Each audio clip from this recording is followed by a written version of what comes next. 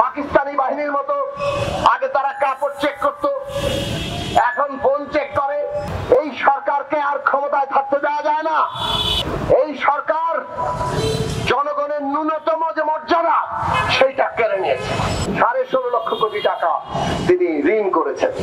এই যে 16.5 লক্ষ কোটি টাকা ঋণ, তার পরিশোধের চাপ এই বছর, আগামী বছর, তার পরের বছর বাড়তে থাকবে।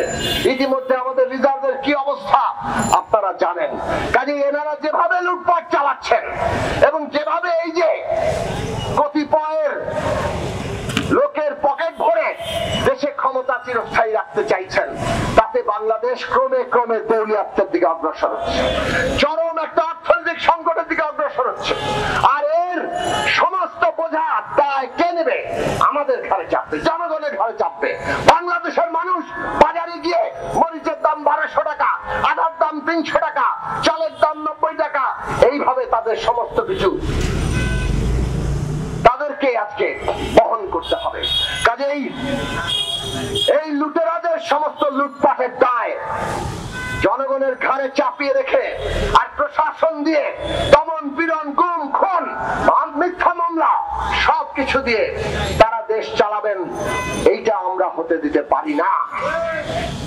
এরা দেশকে বিভক্ত করছে, জনগণের মধ্যে বিভক্ত করছে এবং দেশের সার্বভৌমত্বকে আজকে সারা দুনিয়ায় এমন একটা পরিস্থিতিতে ঠেলে দিচ্ছে যে আমরা ভয়ঙ্কর বিপদের দিকে অগ্রসর হচ্ছি, অস্তিত্বের সংকটে পড়ছি।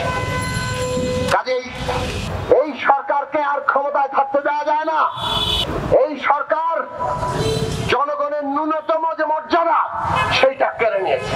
কিভাবে 29 তারিখ আপনারা শুনেছেন, ভাসানী অনুসারী পরিষদের আহ্বায়ক মুক্তিযোদ্ধা শেখ রফিকুল ইসলাম বাবলু, তাকে পুলিশ টেনে হিচড়ে গাড়িতে তোলে।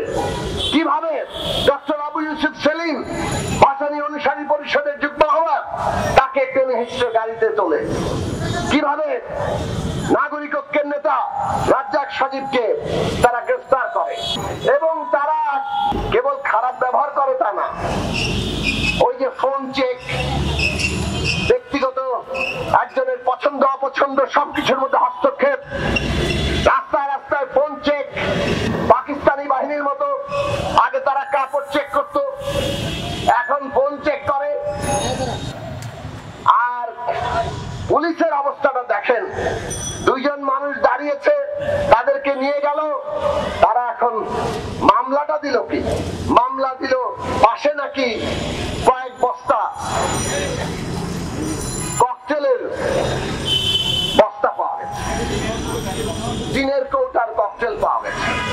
তার মানে আজকে থানায় থানায় টিনের কৌটার ককটেল হয়তো রেডি থাকে কারো নামে মামলা দেওয়ার জন্য।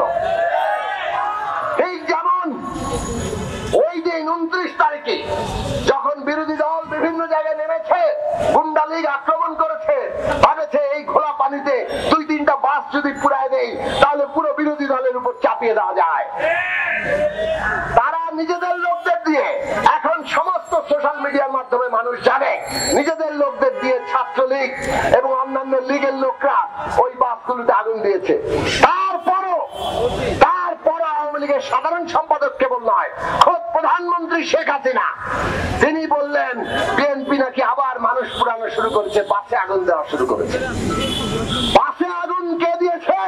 বাংলাদেশের মানুষ দেখে ফেলেছে। অতএব শেখ হাসিনা, আপনি আর এই বাসে আগুনের কথা বলে বাংলাদেশের মানুষকে ভুলাতে পারবেন না।